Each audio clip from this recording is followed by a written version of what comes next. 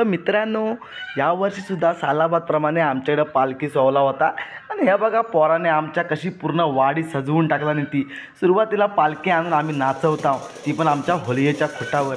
बघा पोर कसं जोसात ये आणि वेगवेगळे स्टेप मारत अगदी नाचवतात. कसा देव आला दाराशी की त्याला नाचवूया तर हवाच काय.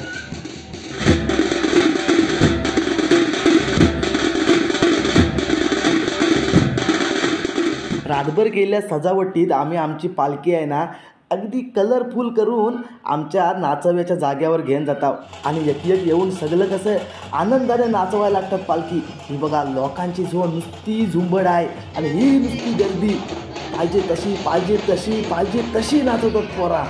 अगदी मन मोकळं होऊन आणि मनाने अगदी भारावून जाऊन पालखी नाचवायला सुरुवात करतात सगळी लोक. बघताय ना कसं नाचते आमचा देव तो.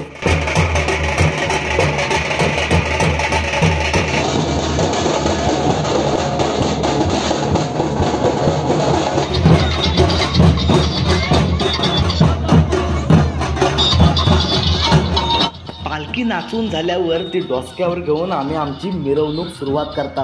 आता तुम्हाला प्रश्न पडला असेल ही मिरवणूक आता किती वेळ चालेल. तर मिरवणूक कशी असते जर बघायचं असेल तर तुम्ही आमच्या धनावडेवाडीत या आणि बघा मिरवणूक कशी काढतात आमची पोराती.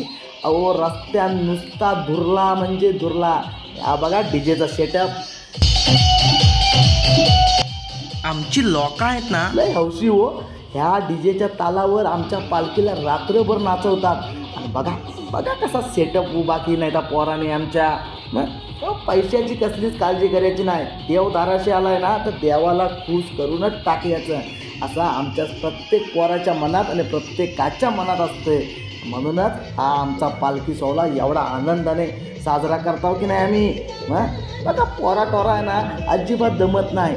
जो तो आहे तो सगळ्या मनाने अगदी भारावून जाऊन नाचायला सुरुवात करतो की नाही.